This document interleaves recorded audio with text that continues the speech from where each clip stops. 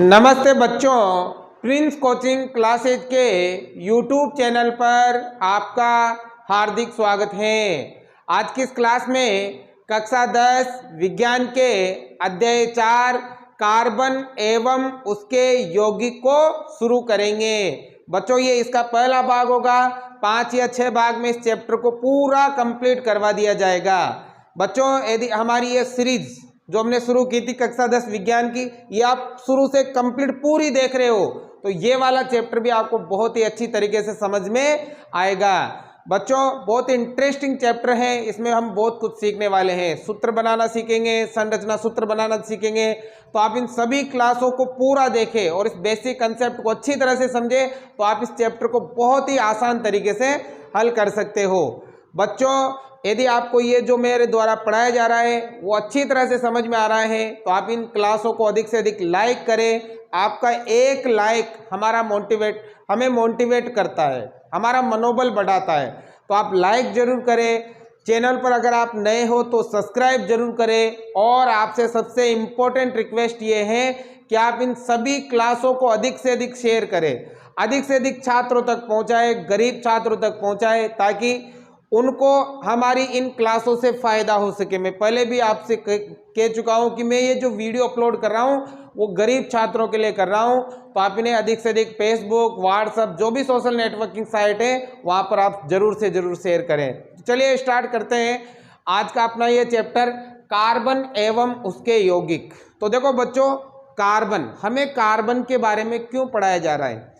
ऐसी क्या खास बात है कार्बन में कि कार्बन के बारे में हमें पढ़ाया जा रहा है? तत्व तो हमारे पास और भी है, नाइट्रोजन है, ऑक्सीजन है, सोडियम है, क्लोरीन है। तो फिर हमें उनके बारे में क्यों नहीं पढ़ाया जा रहा? हमें केवल कार्बन के बारे में ही क्यों पढ़ाया जा रहा है? ठीक है, तो आज हम इसी चीज को समझेंगे कि हमें कार्बन के बारे में क्यों पढ़ाया जा रहा है, कि कार्बन में ऐसी क्या खास बात है। ठीक है, दूसरी चीज हम समझेंगे कि कार्बन के जो भी महत्वपूर्ण बिंदु है उनके बारे में हम इस क्लास में समझेंगे। ठीक है, तो आप ये क्लास अंत तक पूरी जरूर देखना। तो चलिए स्टार्ट करते हैं। तो देखो, सबसे पहले हम बात करते हैं कार्बन के महत्वपूर्ण बिंदु की। तो बेटा, सबसे पहले मैं आपको बता देता हूं कि कार्बन एक अधातु है। कार्बन क्या है? एक अधातु है। ठीक है, तो सबसे इंपॉर्टेंट चीज ध्यान रखना, कार्बन एक अधातु है। ठीक है, और कार्बन का जो रासायनिक प्रतीक है वो C है, यानी कि कार्बन को आप कहाँ से लिखते हो? कैपिटल C से लिखते हो। तो कार्बन का रासायनिक प्रतीक क्या हो गया? C हो गया। और कार्बन का परमाणु क्रमांक कितना है बताओ? कितने नंबर पे आता है कार्बन? तो कार्बन का परमाणु क्रमांक है 6 नंबर पे आता है कार्बन। ठीक है, तो इसका परमाणु क्रमांक कितना हो गया? 6 आ गया। अब इसका जो द्रव्यमान क्रमांक है वो होता है आपके 12। कार्बन का जो द्रव्यमान क्रमांक है वो कितना होता है? 12 होता है। और परमाणु द्रव्यमान मतलब इसका वजन, भार, ठीक है, वो होता है आपके 12.0107 यूनिट। ठीक है, कितना होता है? 12.0107 यूनिट होता है इसका जो द्रव्यमान है। ठीक है, इसके बाद इसकी संयोजकता की बात करते हैं। तो इसकी संयोजकता होती है कितनी? 4। अच्छी तरह से समझा रखा है संयोजकता निकालना। जब मैंने केमिस्ट्री स्टार्ट करी थी तो आपको इसके बेसिक अच्छी तरह से समझाया था। ठीक है ना, वो क्लास आप जरूर देखना, ये सारी चीजें आपको समझ में आ जाएगी।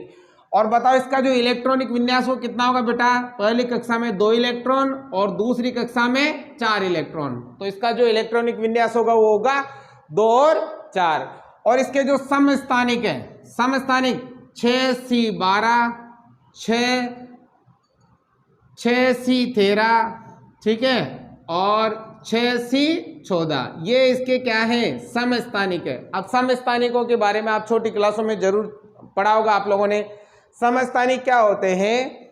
किसी भी तत्व का मतलब परमाणु जो क्रमांक है वो तो एक ही होता है, लेकिन उसका जो परमाणु द्रव्यमान है वो अलग अलग होता है। जैसे देखो, यहाँ पर कार्बन का परमाणु क्रमांक तो सब में 6 ही है और इनका द्रव्यमान क्या है? अलग अलग है। यहाँ 12 है, यहाँ 13 है, यहाँ 14 है। उन्हें क्या कहते हैं? समस्थानिक कहते हैं। तो 13 और 14 तो बहुत कम मात्रा में पाए जाते हैं। सबसे अधिक जो है ना वो पाया जाता है 6C12 पाया जाता है। तो समस्थानिक किन्हें कहते हैं? जिनका परमाणु क्रमांक तो सेम हो, एक ही हो, और उनका जो द्रव्यमान क्रमांक है वो भिन्न भिन्न हो, उन्हें हम कहते हैं समस्थानिक। तो ये कार्बन के समस्थानिक हैं। ठीक है, अब देखो एक बार फिर देख लो, कार्बन एक क्या है? अधातु है। कार्बन क्या है बेटा? अधातु है। इसका जो रासायनिक प्रतीक है वो सी है, जो कैपिटल सी से लिखते हैं। कितने नंबर पे आता है ये? परमाणु क्रमांक 6 है। ठीक है, द्रव्यमान क्रमांक 12 है और परमाणु द्रव्यमान 12.0107 यूनिट है। ठीक है, इसके बाद इसकी संयोजकता कितनी है? 4 है और इलेक्ट्रॉनिक विन्यास 2 4 है। समस्थानिक 6C12, 6C13 और 6C14 है। ठीक है, मतलब मैंने आपको अच्छी तरह से समझाया था कि इसका परमाणु क्रमांक 6 है, इसका मतलब इसमें इलेक्ट्रॉन कितने मिलेंगे? 6। न्यूट्रॉन भी, प्रोटॉन कितने मिलेंगे? प्रोटॉन प्लस में होते हैं वो भी 6, और न्यूट्रॉन भी कितने होंगे? वो भी होंगे 6। और किसी भी परमाणु की संरचना में 3 चीजें होती है, इलेक्ट्रॉन, प्रोटॉन और न्यूट्रॉन। इसका परमाणु क्रमांक 6 है तो इलेक्ट्रॉन भी 6 होंगे, प्रोटॉन भी 6 होंगे और न्यूट्रॉन भी 6 होंगे। और इसकी संरचना भी मैंने बताई थी। इसके केंद्र को तो नाभिक कहते हैं। क्या कहते हैं? नाभिक। नाभिक कहते हैं ना। अब नाभिक में होता है प्रोटॉन और न्यूट्रॉन, और इसके चारों ओर कक्षाएं होती है। तो पहली कक्षा में आते हैं 2 इलेक्ट्रॉन, ठीक है, और दूसरी कक्षा में 8 इलेक्ट्रॉन आते हैं। लेकिन इसके पास टोटल 6 इलेक्ट्रॉन है, तो दूसरी कक्षा में कितने इलेक्ट्रॉन आ जाएंगे? 4 इलेक्ट्रॉन आ जाएंगे। 2 और 4 कितने हो गए? 6 इलेक्ट्रॉन हो गए। अब बेटा इसकी अंतिम कक्षा में 8 आने चाहिए, जबकि कितने इलेक्ट्रॉन है? 4 ही इलेक्ट्रॉन है। तो इसे क्या करना पड़ेगा? या तो 4 इलेक्ट्रॉन दूसरे को देने पड़ेंगे या 4 इलेक्ट्रॉन दूसरे से लेने पड़ेंगे, तभी इसकी जो ये कक्षा है ये पूरी होगी। ये ध्यान रखना, किसी भी तत्व को या परमाणु को स्थिरता प्राप्त करने के लिए उसके बाह्यतम कोश में कंप्लीट इलेक्ट्रॉन होने चाहिए। जैसे पहली कक्षा में 2, दूसरे में 8 और तीसरे में 8, ये कंप्लीट होने चाहिए, तभी वो तत्व क्या करता है? स्थिरता प्राप्त करता है। ठीक है ना। तो इसे 4 लेने पड़ेंगे या 4 देने पड़ेंगे, इसलिए इसकी संयोजकता कितनी होती है? 4 होती है। और इलेक्ट्रॉनिक विन्यास देखो, पहली कक्षा में 2 इलेक्ट्रॉन और दूसरी में 4 इलेक्ट्रॉन होते हैं। ठीक है, तो ये तो इसके बारे में, कार्बन के बारे में सामान्य बातें थी। ठीक है, अब हम बात करेंगे कि कार्बन हमारी जो पृथ्वी है और हमारा जो वायुमंडल है उसमें कितनी मात्रा में उपस्थित है। तो बच्चों हम बात करेंगे कार्बन हमारी जो भूपट्टी है, भूपट्टी मतलब पृथ्वी का ऊपरी हिस्सा, भूपट्टी, उसमें मात्र 0.02% इसका जो परसेंटेज है वो मात्र 0.02% है। यानी कि भूपट्टी पर कार्बन 0.02% ही पाया जाता है। ठीक है, और दूसरा देखो वायुमंडल, जो हमारा ये वायुमंडल है उसमें भी ये मात्र 0.03% ही पाया जाता है। इतनी कम मात्रा में कार्बन इस पृथ्वी पर है, फिर भी हमें कार्बन के बारे में पढ़ाया जा रहा है। ठीक है, क्यों पढ़ाया जा रहा है अभी हम देखेंगे। देखो कार्बन पृथ्वी पर मतलब भूपट्टी पर तो 0.02% मात्रा में पाया जाता है और वायुमंडल में 0.3% पाया जाता है, मतलब टोटल है 0.05% इस पृथ्वी पर, टोटल केवल मात्र। जबकि नाइट्रोजन कितना परसेंट है? 78%। ऑक्सीजन भी इससे ज्यादा है। ठीक है, फिर भी हमें नाइट्रोजन के बारे में क्यों नहीं पढ़ाया जा रहा? आपको पता है नाइट्रोजन इस पृथ्वी पर 78% है, फिर भी हमें नाइट्रोजन के बारे में नहीं पढ़ाया जा रहा। और कार्बन मात्र 0.05% है, फिर भी कार्बन के बारे में पढ़ाया जा रहा है। ऐसा क्यों है? ऐसा इसलिए है बच्चों क्योंकि कार्बन सबसे अधिक यौगिक बनाता है। कार्बन के इस पृथ्वी पर सबसे ज्यादा यौगिक हैं, इसलिए हमें कार्बन के बारे में पढ़ने की आवश्यकता पड़ रही है। प्रत्येक यौगिक जो जल सकता है, जिसमें आग लग सकती है, जिसे जलाया जा सकता है, वो कार्बन का बना होता है। किसका बना होता है? कार्बन का बना होता है। जैसे भोजन है, कपड़ा है, रोटी है, हमारी त्वचा है, हमारा शरीर है, जिसे हम जला सकते हैं। ये मार्कर है, ये बोर्ड है, प्रत्येक जो यौगिक है वो किसका बना हुआ है? कार्बन का बना हुआ है। तो चलिए ये देखते हैं यहाँ पर भूपट्टी तथा वायुमंडल में कार्बन की मात्रा। तो देखो बेटा भूपट्टी में खनिजों जैसे कार्बोनेट, हाइड्रोजन कार्बोनेट, कोयला व पेट्रोलियम के रूप में मात्र 0.02% पाया जाता है। भूपट्टी पे किस किस के रूप में पाया जाता है? कार्बोनेट के रूप में, हाइड्रोजन कार्बोनेट के रूप में, कोयला व पेट्रोलियम के रूप में 0.02% मात्रा में पाया जाता है। इसके बाद देखो वायुमंडल में उपस्थित कार्बन डाइऑक्साइड के रूप में, वायुमंडल में कार्बन डाइऑक्साइड के रूप में पाया जाता है 0.03%, ठीक है, मात्रा इसकी होती है। अब देखो प्रकृति में इतनी कम मात्रा में उपस्थित होने के बावजूद भी कार्बन के यौगिकों की संख्या बहुत अधिक है। मैंने बताया ना, ये प्रकृति में इतना कम है लेकिन इसके जो यौगिक है वो बहुत सारे हैं, इनके यौगिकों की संख्या बहुत ज्यादा है, इसलिए हमें कार्बन के बारे में पढ़ना पड़ रहा है। और अभी तो हमारे ये एक चैप्टर ही है, जब आप आगे की कक्षाओं में जाओगे तो इसकी अलग से बुक आएगी, अलग से ही आपको कार्बन पढ़ाया जाएगा, क्योंकि इसके यौगिक ही इतने हैं, ये यौगिक इतने बनाता है, इसके कारण हमें कार्बन पढ़ना पड़ रहा है।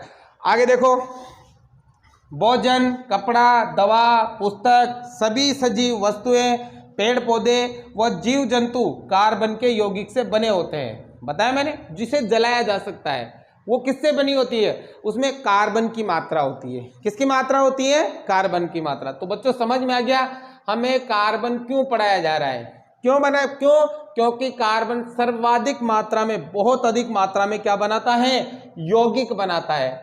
क्या बनाता है, यौगिक बनाता है, इसलिए हमें कार्बन पढ़ाया जा रहा है। ठीक है, तो यहां तक समझ में आ गया।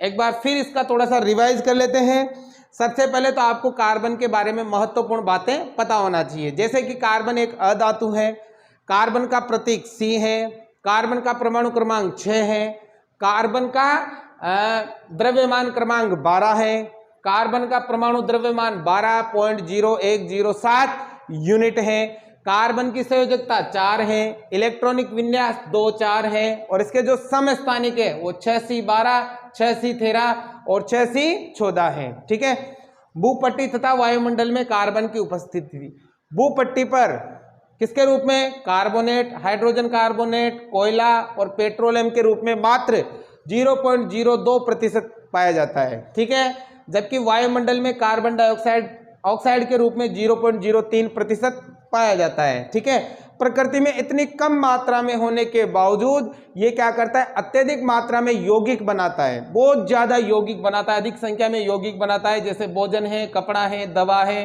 पुस्तक है, सभी सजीव वस्तुएं, पेड़ पौधे, जीव जंतु कार्बन के यौगिक से बने होते हैं। तो समझ में आ गया, ये इतनी कम मात्रा में पाया जाता है, फिर भी हमें क्यों पढ़ाया जा रहा है, क्योंकि ये बहुत ही अधिक मात्रा में क्या बनाता है बच्चों, यौगिक बनाता है। ठीक है, अब देखो अब आगे हम बात करेंगे रासायनिक आबंध की, कि रासायनिक आबंध क्या होते हैं, रासायनिक आबंध किसे कहते हैं, तभी आपको ये चैप्टर समझ में आएगा। तो देखो बच्चों, रासायनिक जो आबंध है वो 2 प्रकार के होते हैं, आयनिक आबंध और सहसंयोजक आबंध। ठीक है, तो देखो सबसे पहले हम बात करेंगे आयनिक आबंध की, फिर बात करेंगे सहसंयोजक आबंध की। आयनिक आबंध किसे कहते हैं, तो देखो एक उदाहरण की समझाता हूं मैं, इससे एक उदाहरण से समझाता हूं कि आयनिक आबंध क्या होता है। जैसे मान लो बच्चों, मैंने यहाँ 2 तत्व लिए, एक तो लिया मैंने सोडियम और एक लिया मैंने क्लोरीन। ठीक है, एक तो लिया मैंने सोडियम और एक लिया मैंने क्लोरीन। क्या आप मुझे बता सकते हो सोडियम का परमाणु क्रमांक कितना है, सोडियम कितने नंबर पे आता है, 11 नंबर पे। ठीक है, और क्लोरीन का परमाणु क्रमांक कितना है, 17। सोडियम तो आता है 11 नंबर पे और क्लोरीन कितने नंबर पे आता है, 17 नंबर पे आता है। ठीक है, अब देखो सोडियम 11 नंबर पे आता है, इसका मतलब इसमें इलेक्ट्रॉन कितने हैं, 11, प्रोटॉन भी कितने होंगे, 11 ही होंगे। और देखो क्लोरीन 17 नंबर पे आता है, इसका मतलब इलेक्ट्रॉन कितने होंगे, 17, प्रोटॉन भी कितने होंगे, 17। ठीक है, इलेक्ट्रॉन भी 17, प्रोटॉन भी 17। अब बेटा देखो ध्यान लगाओ आगे, अब देखो अगर हम सोडियम की संयोजकता की बात करें तो बताओ इसकी संयोजकता क्या होगी। पहली कक्षा में 2 इलेक्ट्रॉन, दूसरी में 8 और तीसरी में 1। पहली कक्षा में 2 इलेक्ट्रॉन, दूसरी में 8 और तीसरी में 1। 2 और 8 10 और 1 कितना हो गया, 11। क्लोरीन की संयोजकता क्या होगी, पहली कक्षा में 2, दूसरी में 8 और तीसरी में 7। 2 और 8 हो गए 10, 10 और 7 कितने हो गए, 17 हो गए। ठीक है, ये इसकी संयोजकता हो गई। अब प्रत्येक तत्व को स्थिरता प्राप्त करने के लिए अपनी अंतिम कक्षा में पूरे इलेक्ट्रॉन करने होते हैं। स्थिरता प्राप्त करने के लिए उसे अपनी अंतिम कक्षा में 8 इलेक्ट्रॉन चाहिए। कितने इलेक्ट्रॉन चाहिए, 8।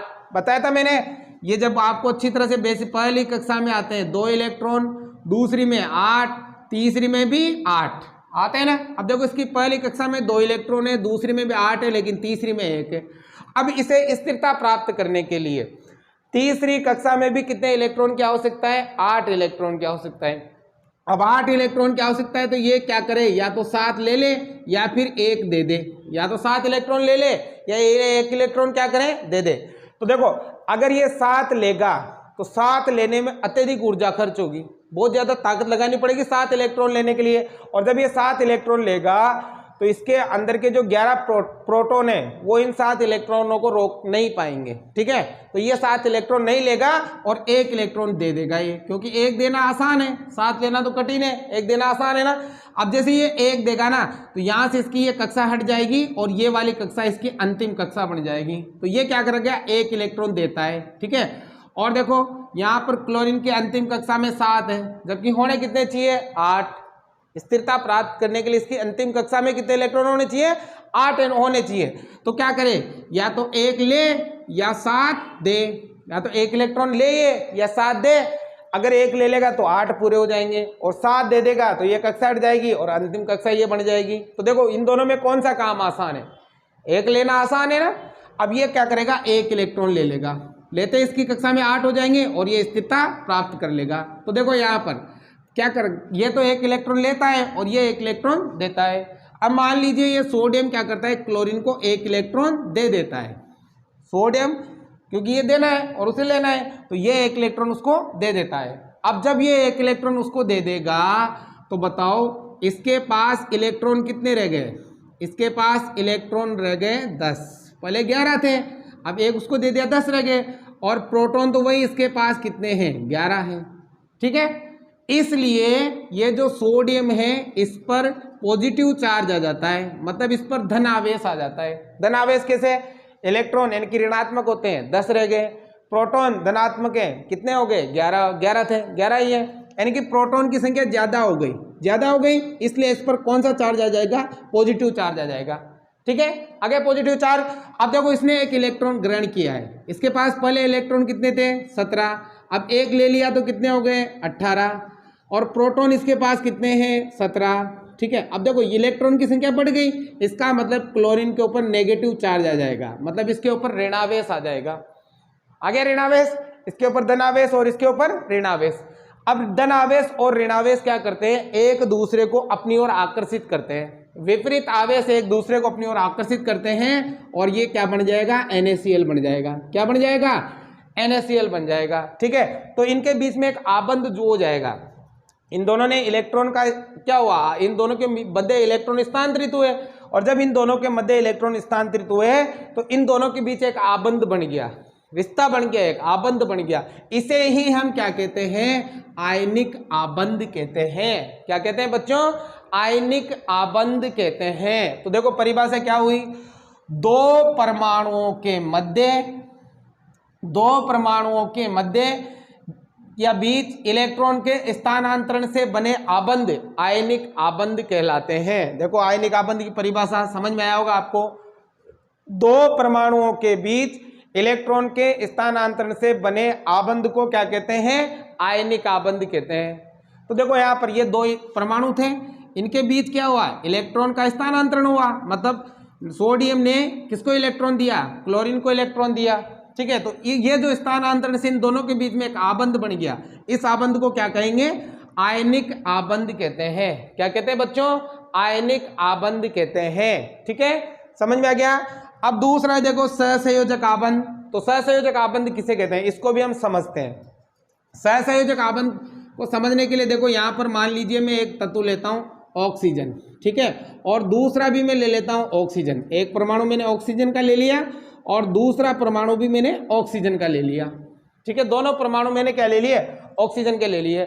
अब आप मुझे बता सकते हो ऑक्सीजन का परमाणु क्रमांक कितना होता है, ऑक्सीजन का परमाणु क्रमांक होता है बेटा 8। इधर भी ऑक्सीजन का कितना होगा, 8 ही होगा, ठीक है। अब देखो 8 है, इसका मतलब इलेक्ट्रॉन की संख्या कितनी है, 8। यह लिख देता हूं मैं, इलेक्ट्रॉन कितने होंगे, 8। इधर भी इलेक्ट्रॉन कितने होंगे, 8। प्रोटॉन भी कितने होंगे, 8 ही होंगे ना। मतलब परमाणु क्रमांक का मतलब होता है जितना उस तत्व का परमाणु क्रमांक होता है उसमें इलेक्ट्रॉन की संख्या उतनी होती है। अब 8 परमाणु क्रमांक है, तो आप मुझे बताएं इसका इलेक्ट्रॉनिक विन्यास क्या हो गया। पहली कक्षा में 2 इलेक्ट्रॉन, दूसरी में 6, 6 और 2 हो गया 8। यहाँ भी देखो पहली में 2 इलेक्ट्रॉन, दूसरी में 6, 6 और 2 कितने हो गए, 8 हो गए। अब देखो यहाँ पे इसको, इस परमाणु को स्थिरता प्राप्त करने के लिए अंतिम कक्षा में कितने इलेक्ट्रॉन चाहिए, 8। उस तत्व को भी स्थिरता प्राप्त करने के लिए अंतिम कक्षा में कितने इलेक्ट्रॉन की जरूरत है, 8 इलेक्ट्रॉन की जरूरत है। ठीक है, तो क्या करेगा, क्या करे, या तो ये वाला इसको 2 दे दे।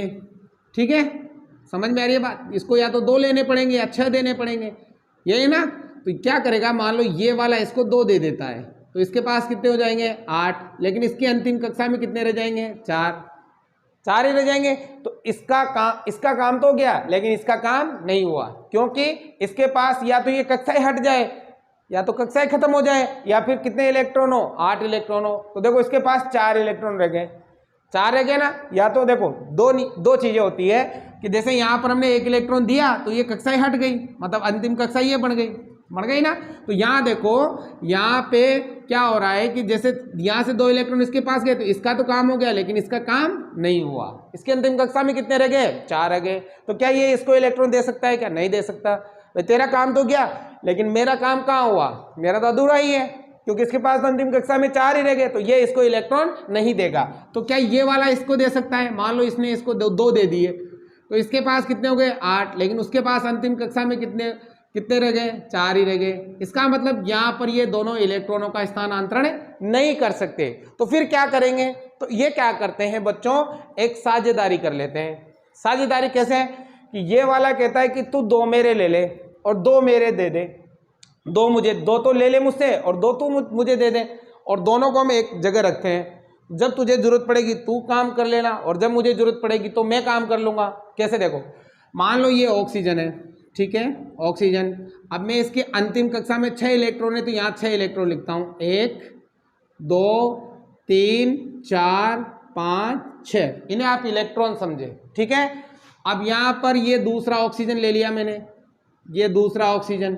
ठीक है, पहली कक्षा में 1 इलेक्ट्रॉन, दूसरी पहली मतलब ये अंतिम कक्षा में 6 है ना, तो यहाँ 6 इलेक्ट्रॉन लिखते हैं, तो ये 6 इलेक्ट्रॉन हो गए। ठीक है, अब ये क्या करते हैं, 2 इलेक्ट्रॉनों की साझेदारी कर लेते हैं। मान लो कि ये जो 2 इलेक्ट्रॉन है वो ये ले लेता है। ठीक है, अब देखो इसके पास कितने हो गए, 1 2 3 4 5 6 7 8 हो गए। अब ये जो 2 इलेक्ट्रॉन है ये ले लेता है, ये देखो, तो इसके पास भी कितने हो गए, इसके पास भी देखो 1 2 3 4 5 6 7 8, इसके पास भी 8 और इसके पास भी 8, तो दोनों का काम हो गया। तो ये जो 4 इलेक्ट्रॉन है वो साझेदारी में आ गए। जब इसको जरूरत पड़ेगी ये काम ले लेगा, जब इसको जरूरत पड़ेगी ये काम ले लेगा। तो इस प्रकार की जो साझेदारी से जो आबंध बनते हैं, इस प्रकार की साझेदारी से जो आबंध बनते हैं, उन्हें कौन सा आबंध कहते हैं, सहसंयोजक आबंध कहते हैं। कौन से आबंध कहते हैं, सहसंयोजक आबंध कहते हैं। जैसे एक और देखते हैं उदाहरण, जैसे मान लो कि यहाँ पर मैंने लिया आपके हाइड्रोजन। ठीक है, अब देखो बच्चों, यहाँ पर ये लिया मैंने ये देखो यहाँ पर जो अब ये दोनों बने ना, तो यहाँ पर क्या बन गया, O2 बन गया। क्या बन गया, O2। ठीक है ना, O2 अणु बन गया, ये एक ऑक्सीजन ये और एक ऑक्सीजन ये O2 अणु बन गया। और ये किस प्रकार से जुड़ेंगे, ये इस प्रकार से 2 इलेक्ट्रॉन शेयर किए हैं ना, तो यहाँ पर ये आ जाएगा 2 इलेक्ट्रॉन ऐसे। ठीक है, अब देखो द्विबंध हो गया, मतलब ये अभी बताएंगे आपके। अब देखो मान लो अगला उदाहरण देखते हैं, जैसे मैंने लिया हाइड्रोजन, ये हाइड्रोजन। ठीक है, अब मुझे बता सकते हो हाइड्रोजन का परमाणु क्रमांक 1 होता है, इसका भी 1 होगा, इसमें इलेक्ट्रॉन कितने होंगे 1, इधर भी इलेक्ट्रॉन कितने होंगे 1। हाइड्रोजन का परमाणु क्रमांक 1 होता है, इसका मतलब इलेक्ट्रॉन भी कितने होंगे 1 ही होगा। ठीक है, अब बच्चों यहाँ पर आप देखोगे कि इसका इलेक्ट्रॉनिक विन्यास देखोगे, तो बताओ इलेक्ट्रॉनिक विन्यास क्या होगा, 1 ही होगा। पहली कक्षा में 1 इलेक्ट्रॉन आ जाएंगे, जबकि पहली कक्षा में आने कितने चाहिए, 2 आने चाहिए। बताया था मैंने, पहली कक्षा में 2 आने चाहिए। तो क्या करे, या तो ये 1 ले या 1 दे। मान लो ये वाला इसको 1 दे देता है, तो इसके पास कितने हो जाते हैं, 2 हो जाते हैं। लेकिन उसके पास तो 2 हो जाएंगे, लेकिन इसके पास तो कुछ नहीं बचेगा, मतलब इसका तो अस्तित्व क्या होगा, समाप्त हो जाएगा। तो ये वाला है उसको क्यों देगा भाई, जब इसका अस्तित्व समाप्त हो रहा है, इसके पास कुछ नहीं बच रहा है, तो उसको नहीं दे सकता, नहीं दे सकता ना। तो क्या ये वाला इसको दे सकता है, ये वाला उसके साथ भी सेम स्थिति है, वो भी इसको इलेक्ट्रॉन नहीं दे सकता। अब जब ये दोनों एक दूसरे को इलेक्ट्रॉन नहीं दे सकते तो दोनों क्या करते हैं, एक एक इलेक्ट्रॉन की साझेदारी कर लेते हैं। कैसे देखो, जैसे यहाँ पर यह हाइड्रोजन, इसके पास कितना इलेक्ट्रॉन है, एक। अंतिम कक्षा में ये दूसरा हाइड्रोजन, इसके पास भी कितना इलेक्ट्रॉन है, एक। दोनों के पास एक एक है, तो क्या करते हैं, ये वाला देखो इसके पास 2 हो गए, और ये देखो इसके पास भी कितने हो गए, 2 हो गए। तो इन दोनों का काम हो गया। तो इसके गोले में 2 इलेक्ट्रॉन, इसके गोले में भी 2 इलेक्ट्रॉन। तो इन दोनों ने एक एक इलेक्ट्रॉन की क्या कर ली, साझेदारी कर ली। और साझेदारी से जो बंध बनते हैं उन्हें कौन से बंध कहते हैं, सहसंयोजक बंध कहते हैं। तो बच्चों इन दोनों से जो अणु बना वो क्या बना, H2 बना। और इनका बंध एक एक इलेक्ट्रॉन की साझेदारी करी है, तो इसको ऐसे लिखा जाएगा, एक एक इलेक्ट्रॉन की साझेदारी। ठीक है, तो सहसंयोजक बंध समझ में आए।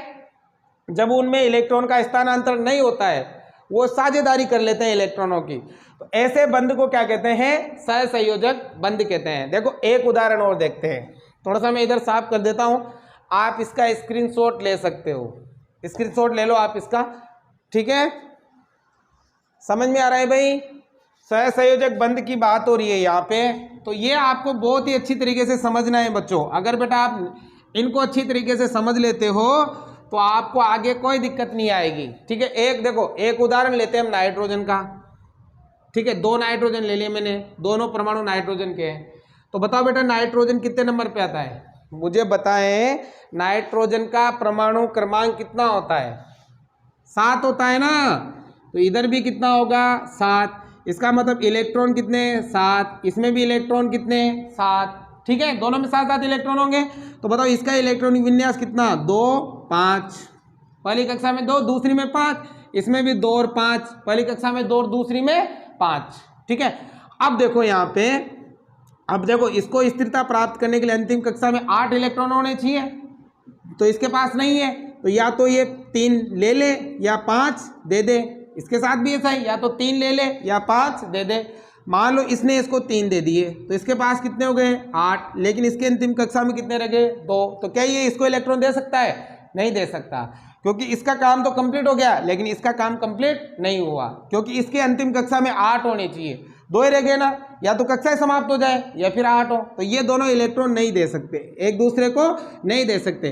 तो फिर क्या करेंगे, ये साझेदारी कर लेंगे। कितने कितने इलेक्ट्रॉनों की, इसको भी 3 चाहिए और इसको भी 3 चाहिए, तो कितने 3 इलेक्ट्रॉनों की साझेदारी करेंगे। कैसे, जैसे नाइट्रोजन है, अंतिम कक्षा में देखो 5 इलेक्ट्रॉन है, तो 1 2 3 4 5। ये दूसरा नाइट्रोजन है, इसकी भी अंतिम कक्षा में 1 2 3 4 5। तो ये क्या करेंगे, 3 इलेक्ट्रॉन की साझेदारी। देखो 1 2 3 4 5 6 7 8 हो गए। अब देखो इसके पास भी देखो 1 2 3 4 5 6 7 8। तो इन दोनों इलेक्ट्रॉनों ने क्या करी, 3 इलेक्ट्रॉन की साझेदारी कर ली। तो इस साझेदारी से ये जो बंध बन रहा है, इन्हें कौन सा बंध कहते हैं, सहसंयोजी बंध कहते हैं। और इससे जो अणु बनेगा वो कौन सा बनेगा, N। और इसको कैसे दर्शाएंगे, 3 इलेक्ट्रॉन की साझेदारी हुई है तो इसे ऐसे दर्शा देंगे। आया समझ में। तो देखो यहाँ पर सहसंयोजी आबंध किसे कहते हैं, 2 परमाणुओं के परस्पर इलेक्ट्रॉनों की साझेदारी द्वारा बने रासायनिक आबंध सहसंयोजी आबंध कहलाते हैं। 2 परमाणुओं में इलेक्ट्रॉन की देखो 2 परमाणुओं के परस्पर इलेक्ट्रॉन की साझेदारी से, इलेक्ट्रॉन की साझेदारी होगी, उनसे जो बंध बनेंगे उन्हें कौन से बंध कहेंगे, सहसंयोजी आबंध कहेंगे। ठीक है, अब बेटा सहसंयोजी आबंध 3 प्रकार के होते हैं। कितने प्रकार के, 3 प्रकार के। देखो एकल सहसंयोजी आबंध, द्विसहसंयोजी आबंध, त्रिसहसंयोजी आबंध। और जो मैंने अभी उदाहरण दिए हैं इनमें इन तीनों को आपको मैंने समझा दिया। कैसे, यदि परमाणुओं के बीच एक इलेक्ट्रॉन की साझेदारी होती है तो उन्हें क्या कहते हैं, एकल सहसंयोजी आबंध कहते हैं। देखो यहाँ पर हाइड्रोजन में एक इलेक्ट्रॉन की साझेदारी हो रही है, एक इलेक्ट्रॉन की, तो ये किसका उदाहरण हो जाएगा, एकल सहसंयोजी आबंध। ठीक है, तो देखो ये एकल सहसंयोजी आबंध को ऐसे लिखेंगे, इसे कहते हैं सिंगल बॉन्ड, अंग्रेजी में क्या कहते हैं, सिंगल बॉन्ड। तो हाइड्रोजन, दोनों हाइड्रोजन किससे जुड़े हुए हैं, एकल सहसंयोजी आबंध से जुड़े हुए हैं, सिंगल बॉन्ड से जुड़े हुए हैं। तो एक इलेक्ट्रॉन की साझेदारी होती है तो उसे क्या कहते हैं, एकल सहसंयोजी आबंध कहते हैं। द्विसहसंयोजी आबंध, अगर बच्चों वो दो इलेक्ट्रॉन की साझेदारी हो, द्वि मतलब दो इलेक्ट्रॉन की साझेदारी हो तो उसे क्या कहते हैं, द्विसहसंयोजी आबंध कहते हैं। और 3 इलेक्ट्रॉन की साझेदारी हो, तीन तीन इलेक्ट्रॉन की साझेदारी हो तो उसे त्रिसहसंयोजी आबंध कहते हैं। मतलब अगर एकल आबंध है तो उसे एक बॉन्ड से जोड़ेंगे, द्वि आबंध है तो डबल लगाएंगे, और ट्रिपल आबंध है तो उसमें कितने लगाएंगे, ट्रिपल लगाएंगे। आगे समझ में? तो आप इसका स्क्रीनशॉट ले सकते हो।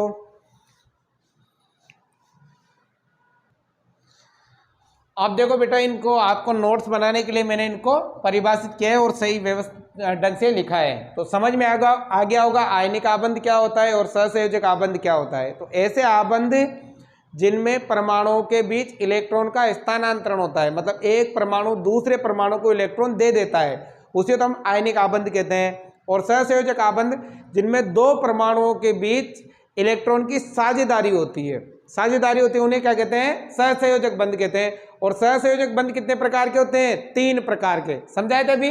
तो देखो, पहला है एकल सहसंयोजी आबंध। एकल मतलब एक इलेक्ट्रॉन की साझेदारी हो। तो देखो परिभाषा, जब दो परमाणुओं के बीच एक जोड़ी इलेक्ट्रॉन की साझेदारी से जो आबंध बनता है उसे एकल सहसंयोजी आबंध कहते हैं। उदाहरण के लिए हमने क्या किया है, हाइड्रोजन में 2 हाइड्रोजन परमाणुओं के बीच एकल आबंध। तो देखो, हमने 2 हाइड्रोजन के परमाणु लिए, एक ये और ये किए। हाइड्रोजन का परमाणु क्रमांक 1 होता है, तो ये 1। इलेक्ट्रॉनिक विन्यास कितना होता है, पहली कक्षा में दोनों में एक एक इलेक्ट्रॉन ही आएंगे। अब न तो ये एक इलेक्ट्रॉन इसको दे सकता है, नहीं ये इसको ले सकता है, क्योंकि इसे स्थिरता प्राप्त करने के लिए क्या करना पड़ता है, बाहरी कक्षा को पूर्ण करना पड़ता है। ठीक है, तो ये स्थिरता प्राप्त नहीं कर पाएंगे दोनों, इसलिए हम क्या करते हैं, ये हाइड्रोजन लिया, इसका एक इलेक्ट्रॉन, ये हाइड्रोजन लिया, इसका एक इलेक्ट्रॉन, दोनों क्या करते हैं, इस एक एक इलेक्ट्रॉन की साझेदारी कर लेते हैं, जिससे इसका भी, ये भी स्थिरता प्राप्त कर लेता है और ये भी स्थिरता प्राप्त कर लेता है। ठीक है, तो ये जो दोनों इलेक्ट्रॉन है ये साझेदारी के इलेक्ट्रॉन है, और इन दोनों से किसका निर्माण हुआ, H2 अणु का निर्माण हो गया। ठीक है, आ गया समझ में? अभी मैंने पहले समझाई दिया था अच्छी तरह से। अब दूसरा देखो, द्विसहसंयोजी आबंध। अब द्वि मतलब जब दो इलेक्ट्रॉनों की साझेदारी होती है। तो देखो कैसे, जब दो परमाणुओं के बीच 2 जोड़े इलेक्ट्रॉन की साझेदारी से जो आबंध बनता है उसे द्विसहसंयोजी आबंध कहते हैं। दो जोड़ी मतलब 2 इलेक्ट्रॉनों के बीच साझेदारी होती है। तो देखो, जैसे उदाहरण के लिए हमने ऑक्सीजन लिया है, तो परमाणु का नाम ऑक्सीजन है, कितने लिए, 2, परमाणु क्रमांक कितना है, 8 है। तो इलेक्ट्रॉनिक विन्यास पहली कक्षा में 2, दूसरी में 6, पहली में 2, दूसरी में 6। तो न तो इसका अंतिम कक्षा पूर्ण होगी और न ही इसकी, मतलब ये दोनों इलेक्ट्रॉन देने से स्थिरता प्राप्त नहीं कर पाएंगे।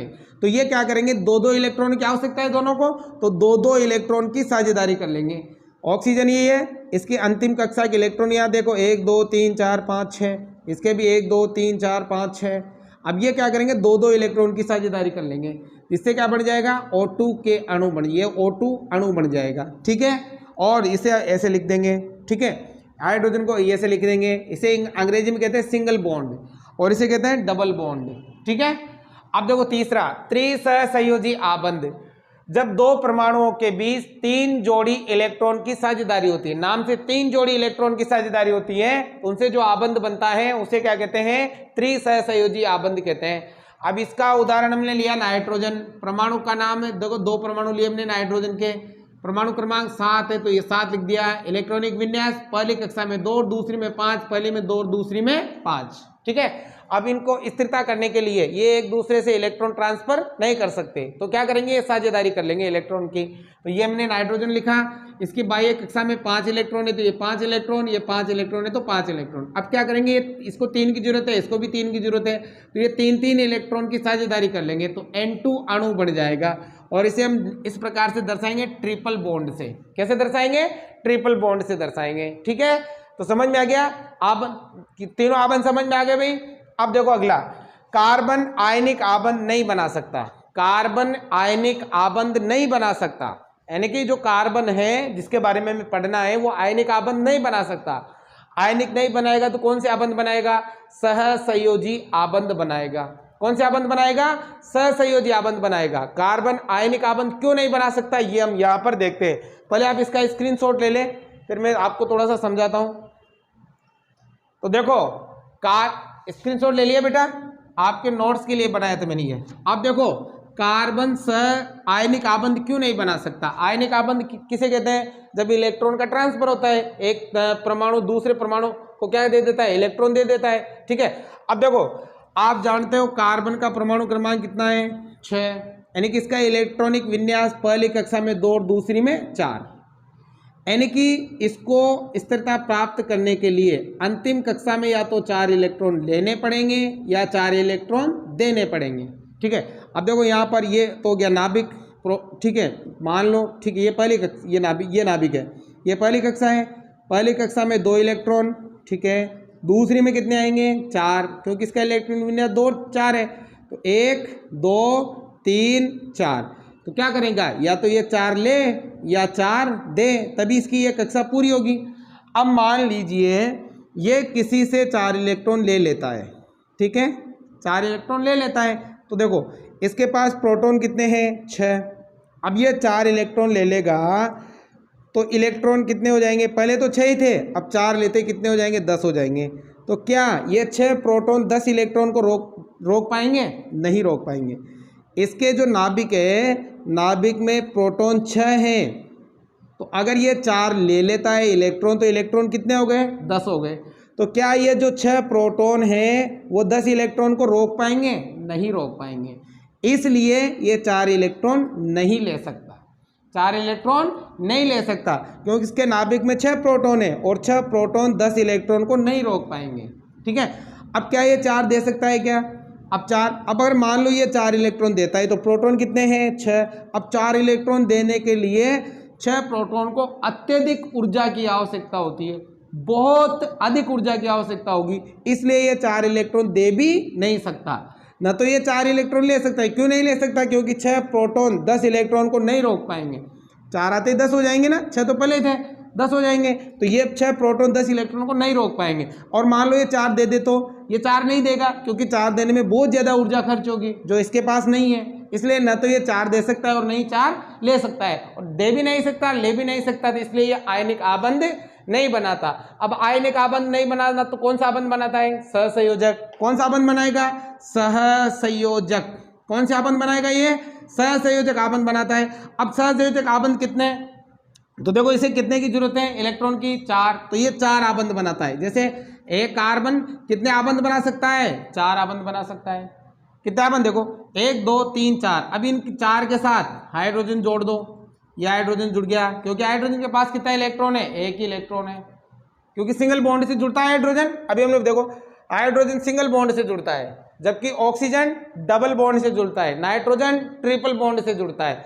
अगर हमें यहाँ पर ऑक्सीजन जोड़ना हो तो ऑक्सीजन कितने बॉन्ड से जुड़ेगा? डबल बॉन्ड से, तो फिर आपको केवल 2 ऑक्सीजन ही इसके जोड़ने पड़ेंगे, ठीक है ना। तो इस प्रकार से कार्बन, ये ध्यान रहे, कार्बन कौन से आबंध बनाता है? सहसंयोजक। और कितने आबंध बना सकता है?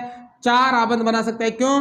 क्योंकि ये 4 इलेक्ट्रॉन दे सकता है, मतलब इसकी संयोजक 4 इलेक्ट्रॉन ले सकता है, इसलिए इसकी संयोजकता कितनी होती है? 4 होती है। कितनी होती है ना? 4 होती है ना। इसलिए कार्बन कितने आबंध बना सकता है? 4 आबंध बना सकता है। वो चारों हाइड्रोजन हो सकते हैं, क्लोरीन हो सकते हैं, नाइट्रोजन हो सकते हैं, कोई से भी हो सकते हैं, ठीक है। आगे बात समझ में। तो यहाँ देखो कार्बन आयनिक आबंध नहीं बना सकता। कार्बन क्यों नहीं बना सकता? देखो कार्बन का परमाणु क्रमांक 6 है, जैसा कि हमने देखा, जिससे इसके बाहरी कोश में 4 इलेक्ट्रॉन होते हैं। कार्बन के बाहरी कोश में कितने इलेक्ट्रॉन होते हैं? 4 इलेक्ट्रॉन होते हैं, ठीक है। अब आयनिक आबंध बनाने के लिए इसे 4 इलेक्ट्रॉन या तो छोड़ने पड़ेंगे, देने पड़ेंगे, या 4 इलेक्ट्रॉन लेने होंगे, जो कि दोनों ही संभव नहीं है। बताया मैंने, दोनों ही संभव नहीं है। क्यों नहीं है? अगर ये लेगा तो 6 प्रोटॉन 10 इलेक्ट्रॉन को नहीं रोक पाएंगे, और देगा तो इसके प्रोटॉन, मतलब इसके अंदर इतनी ऊर्जा नहीं है कि ये 4 इलेक्ट्रॉन दे सके। इसी कारण कार्बन आयनिक आबंध नहीं बनाता है। अब आयनिक आबंध नहीं बनाता है तो कौन से आबंध बनाता है? कार्बन सहसंयोजक यौगिक बनाता है। तो यहां पर देखो, समझ में आ गया भाई? तो यहां देखो क्या लिखेंगे, अगला देखो, इसके बाद कार्बन क्या बनाता है? कार्बन सहसंयोजी आबंध या यौगिक बता सकते हैं, यौगिक बनाता है। ध्यान रखना, कार्बन कौन से यौगिक बनाता है? सहसंयोजक यौगिक बनाता है, मतलब वो साझेदारी करता है। क्या करता है? साझेदारी कर लेता है। तो कार्बन सहसंयोजी यौगिक बनाता है। अब बच्चों ये जो सहसंयोजी यौगिक हैं इनके कुछ गुण होते हैं। सहसंयोजी यौगिकों के क्या होते हैं, कुछ गुण होते हैं। अब देखो पहला गुण क्या है, सहसंयोजी यौगिकों में कुछ गुण होते हैं, ठीक है। तो इसका जो पहला गुण है ना, ये सामान्यतः गैसीय या द्रव अवस्था में पाए जाते हैं। द्रव अवस्था में पाए जाते हैं। कार्बन कौन से यौगिक बनाता है, सहसंयोजी यौगिक बनाता है। उन सहसंयोजी यौगिकों का पहला गुण क्या है, ये सामान्यतः या तो गैसीय अवस्था में पाए जाएंगे या फिर द्रवीय अवस्था में पाए जाएंगे, ठीक है। इनका जो दूसरा गुण है, इनका गलनांक व क्वथनांक कम होता है, क्वथनांक कम होता है, ठीक है।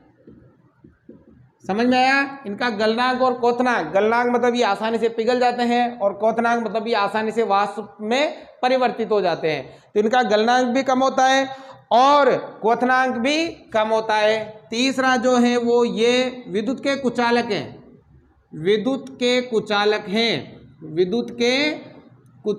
हैं। मतलब कार्बन के जो सहसंयोजी यौगिक हैं वो विद्युत के क्या होते हैं, कुचालक होते हैं, ठीक है। और चौथा जो गुण है इनका वो होता है ये सामान्यतः जल में नहीं घुलते हैं। ये सामान्यतः जल में नहीं घुलते हैं, जल में नहीं घुलते हैं। तो ये इनके गुण हो जाएंगे। कार्बन के जो सहसंयोजी यौगिक हैं उनके गुण क्या क्या हैं, ये सामान्यतः गैसीय या द्रव अवस्था में पाए जाते हैं, इनका गलनांक व क्वथनांक कम होता है, ये विद्युत के कुचालक होते हैं और ये सामान्यतः जल में नहीं घुलते हैं। तो बच्चों आज की इस क्लास को हम यहीं समाप्त करेंगे। उम्मीद करता हूँ आपको ये क्लास अच्छी तरह से समझ में आई होगी। इसके बाद अगली जो क्लास होगी उसमें हम कार्बन के अपरूपों के बारे में पढ़ेंगे, हीरा, ग्रेफाइट और फुलरिन, इन तीनों के बारे में अच्छी तरह से अगली क्लास में हम पढ़ेंगे। तब तक के लिए धन्यवाद। समझ में आया हो तो लाइक शेयर सब्सक्राइब जरूर